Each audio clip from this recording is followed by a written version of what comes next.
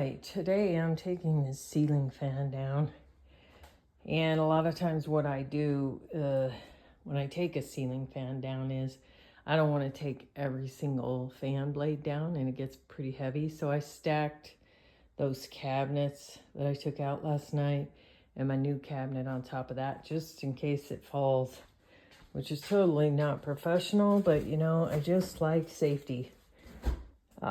And I'm only one person always doing this stuff, so I don't have like other people to help me. One thing I want you to know is you don't have to take all the fan blades off unless you just want to do that for weight purposes, so that you don't have to make a stack like this. But for me, it's annoying because then you have to put them back on if you ever want to use the fan.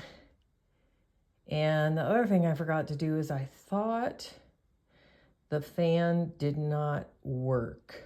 But I actually, when I was taking it apart, I found a switch where they may have turned the fan off. I don't know.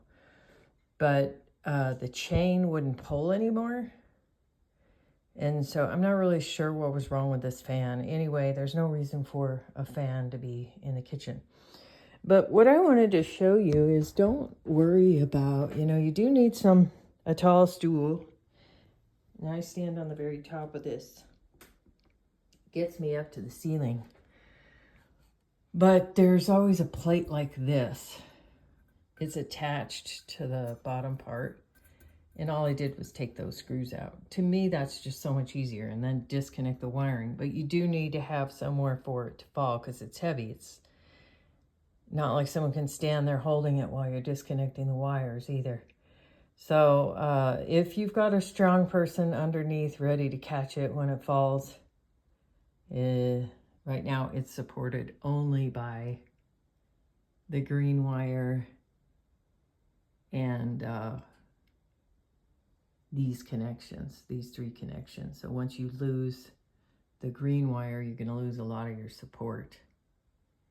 And then it will just be hanging by these wires. So if you have another way, that's fine. That's how I do it. But I just want you to know, like, there's videos out there where they're taking every single fan blade off, and you just don't need to do that.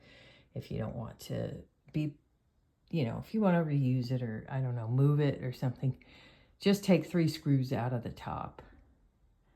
And I did take the stuff off the bottom for the light so that it'll lay flat. I just wanted to show you what light I installed, the Callaway LED interior adjustable color 19-inch flush mount.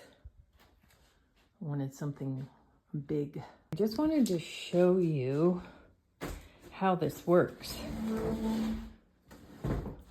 I love that color. See, a lot of these lights, if you buy them, they're bright white, and that's the only adjustment they have. So that you can dull it down even more. So you really make your decision. All right, now that I've got the light installed, just wanted to show you what the next step is. These little black hooks on here, there's a guide. You put it on and you turn it to the right. So you have to just make sure that these little black clips are to the left of the beginning of the guide. You just twist. There. Okay. And that's solid.